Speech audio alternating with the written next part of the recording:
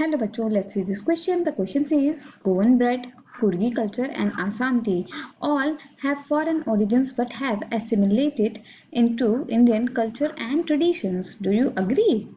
Give reasons in support of your answer. Question में हमसे ये बोला जा रहा है कि गोवा की जो ब्रेड है और कुर्ग का जो कल्चर है और असम की जो टी है, ये सारे फॉरेन के ओरिजिन्स हैं, मतलब बाहर से ही हमारी कंट्री में आए गए हैं।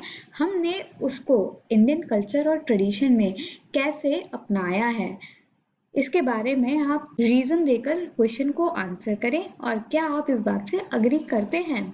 Here, the key concept is different culture which got assimilate into Indian traditions। मतलब तरह तरह के कल्चर जो इंडिया में आकर हमारे इंडियन कल्चर में सम्मिलित हो गए हैं। There is no denying that the fact that Goan bread, Kurgi culture and Assam tea all have foreign origins but have assimilated into Indian culture and traditions. The Goan bread is the legacy that the Portuguese invaders and erstwhile rulers of Goa have left behind. Coorg got its culture of valor and customs from the Greeks or the Arabs. The Assam tea too came to India from China. तो यहाँ पर deny करने वाली, मतलब मना करने वाली कोई बात ही नहीं है, क्योंकि ये फैक्ट है कि जो गोवा की ब्रेड है, कुर्ग के कल्चर है और असम की टी है, इन सब का ओरिजिन मतलब ये बाहर से ही इंडिया में आए हैं और इंडिया ने उनको अपनाया है अपने कल्चर में और ट्रेडिशन में। जो गोवा की ब्रेड है वो पोर्चुगीज जो इन्वेडर थे, मतलब पोर्चुगीज जो रूलर थे, उनकी देन है, या फिर जो अर्सवाइल रूलर थे गोवा के, उन्होंने पीछे छोड़ दिया इंडिया में।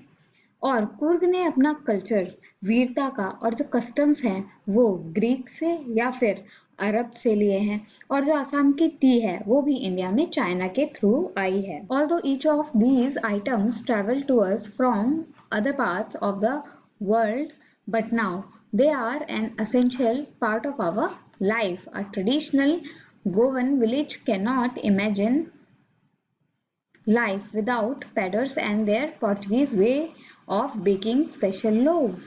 Kurgis have culture and customs distinct from the mainstream Hindus, but they form one of the most decorated units of Indian Army. Assam has the largest concentration of tea plantations in the world. All these places have their unique identity, but are essentially Indian in character। हालांकि ये जो items हैं ये हमारे India में कुछ दूसरे world के पार्ट से ही आए हैं, बट अब वो एसेंशियली हमारी जिंदगियों का एक हिस्सा बन चुके हैं। और जो गोवा विलेज है उसमें जो ट्रेडिशंस हैं, आप उनको इमेजिन ही नहीं कर सकते बिना पैडर्स के या बेकर्स के, और जो उनकी वे है, पोर्चुगीज वे है बेकिंग की, उसके बिना। और जो कुर्गीज कल्चर है, कस्टम्स है, वो भले ही मेन स्ट्रीम हिंदूज से अलग हैं, लेकिन वो हमारी इंडियन आर्मी में एक सबसे ज़्यादा डेकोरेटेड यूनिट बनाते हैं। असम में largest concentration of tea plantation है, मतलब सबसे ज़्यादा वर्ल्ड की टी यहीं पर उगाई जाती है और बनाई जाती है, बट ये भी चाइना से ही हमने इसको अडॉप्ट किया है। ये सारी चीज़ें जो है इनकी अपनी एक यूनिक आइडेंटिटी है और एसेंशियली ये इंडियन हो गए हैं कैरेक्टर से, क्योंकि इन सब चीज़ों को हमने अपनी जिंदगियों में सम्मिलित कर लिया है, अपना लिया है। I hope you understood it well. Best of luck. Thank you.